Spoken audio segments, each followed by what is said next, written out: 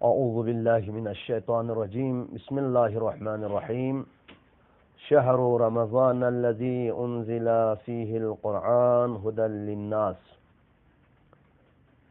ماہ رمضان المبارک کا یہ عظیم مہینہ انتہائی تقدس اور حرمت والا مہینہ ہے۔ اس مہینے کی عظمت ہم اگر رمضان المبارک کی اہمیت اور عظمت کو دیکھیں، ایک تو یہ شہر اللہ ہے، اللہ کا مہینہ ہے، اور دوسری طرف سے اس مہینے کے اندر اللہ کا کلام جو کتاب قرآن ہے یہ نازل ہوئی ہے۔ تو عالم انسان اور بالاخص تمام مسلمان اس مہینے کی عظمت اور حرمت کے قائل ہیں۔ تو یہ مہینہ کیوں عظمت ہے، کس لیے عظمت ہے؟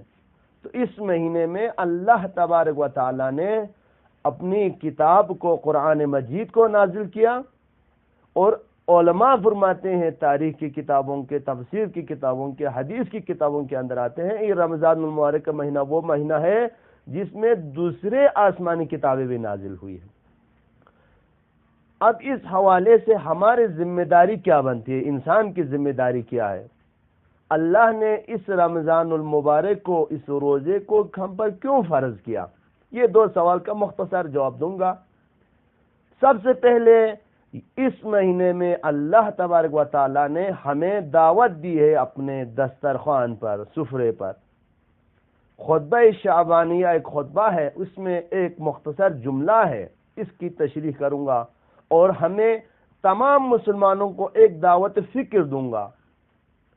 اس خطبے میں پیغمبر فرماتے ہیں ہوا شہر دعیتم فیہ الی ضیافات اللہ، اس مہینے میں اللہ میزبان ہے، ہم انسان، بنی نوع انسان، مخلوقات الہی مہمان ہے خدا کے۔ تو عمومی طور پر جب کوئی ہمیں ایک عام انسان دعوت دے دے تو ہم کسی کے دعوت پر جانے سے پہلے اس انسان کے اسٹیٹس کو دیکھتے ہیں، اس کے تشخص کو دیکھتے ہیں، اس کے مقام کو دیکھتے ہیں، پھر اس حساب سے ہم تیار ہو کے جاتے ہیں، لباس اس حساب سے پہنتے ہیں، جوتے اس حساب سے پہنتے ہیں، اپنے آپ کو تیار کرتے ہیں، ہم نے فلاں کے دعوت پہ جانا ہے، پورا تیار ہو جاتے ہیں۔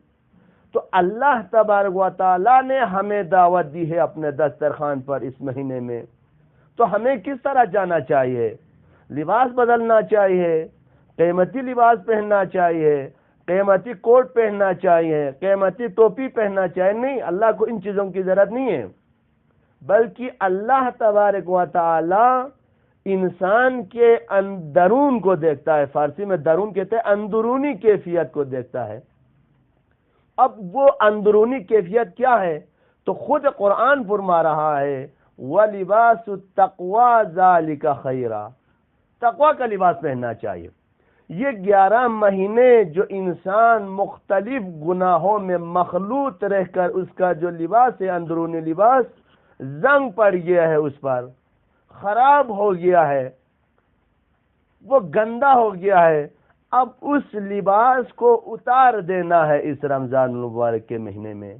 وہ جو لباس پہنا ہے، یا اس نے غرور کا لباس پہنا ہوا ہے، یا اس نے کبر کا لباس پہنا ہوا ہے، یا اس نے جھوٹ کا لباس پہنا ہوا ہے، یا اس نے حقوق العباد کو کھایا ہوا ہے، اس کا پیٹ بھرا ہوا ہے حقوق العباد سے، یا اللہ کے نافرمانی میں گزرا ہے۔ یہ بہت بڑا ایک وسیع موضوع ہے، یعنی ہر انسان اپنے آپ کے بارے میں، ہر انسان جانتا ہے کہ میں نے 11 مہینے میں کون سی گناہوں کا لباس پہنا ہوا ہے۔ اس ہر ایک اپنی جگہ پر سوچیں، جب اللہ نے دعوت دی ہے تو وہ گناہوں کا لباس اتار کر تقوی کا لباس پہنے۔ اب وہ تقوی کا لباس کیا ہے؟ تقوی ایک عام مفہوم ہے۔ تقوی کے بارے میں ایک مختصر، تقوی ہے کیا، اس کو سمجھاؤں گا، پھر زیادہ ہمارے پاس ٹائم نہیں ہے۔ تقوی، پیغمبر نے کسی صحابی سے سوال کیا کہ تقوی کیا ہے، تو پیغمبر نے پھر خود سمجھایا اس صحابی کو، اگر تم کسی خاردار جگہ سے تمہارے گزر ہو جائے، کانٹے دار جگہ سے گزر ہو جائے، تو تم کیسے چلو گے؟ تو اس صحابی نے عرض کیا یا رسول اللہ میں اپنے ان لباس کو، یہ جو لباس ہے اس کو سمیٹ کے جاؤں گا، کیوں؟ اس لیے کہ میرے یہ قیمتی لباس خراب نہ ہو جائے، پھٹ نہ جائے۔ پیغمبر نے فرمایا آفرین، اگر تمہارے اپنے لباس کی تمہیں فکر ہے، لباس کو تم سمیٹ کے جاتے ہو، تو تم کیوں اپنے ایمان کی، اپنے جو خدا نے تمہیں ایک عظیم نعمت دی ہے، ایمان دی ہے، اس ایمان کی حفاظت کیوں نہیں کرتے ہو؟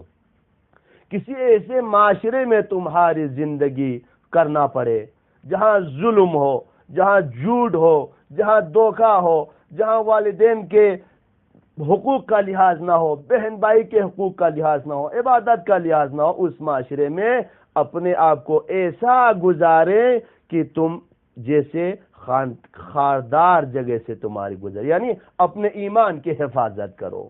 تو یہ ماہ مبارک رمضان وہ عظیم مہینہ ہے، اس مہینے میں اللہ نے ہمیں دعوت دی ہے، اور یہ جو 3 عشرے پر محیط ہے، رمضان 3 عشرے پر محیط ہے۔ اور رمضان کو رمضان کیوں کہتے ہیں اس کی بھی میں ایک عام مثال دوں گا۔ انما سمیت رمضان لانہ یرمز الذنوب، رمضان کو رمضان کہتے ہی اسی لیے ہے کہ یہ گناہوں کو کھا جاتی ہے انسان کے۔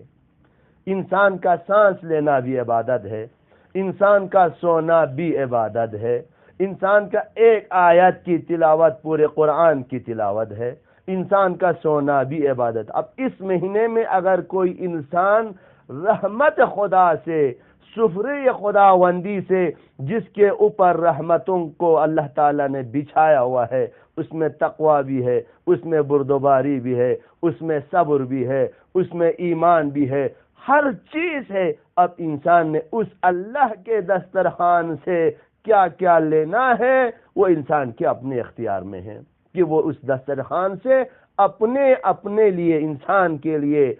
اور ہماری دعا ہم بارہا کرتے ہیں، دعا یہ ہے ہماری عاقبت بخیر ہو۔ رمضان میں اپنے ایمان کی حفاظت کے لیے دعا کرے، اور شیطان ملعون سے ہمیشہ محفوظ رہنے کی دعا کرے۔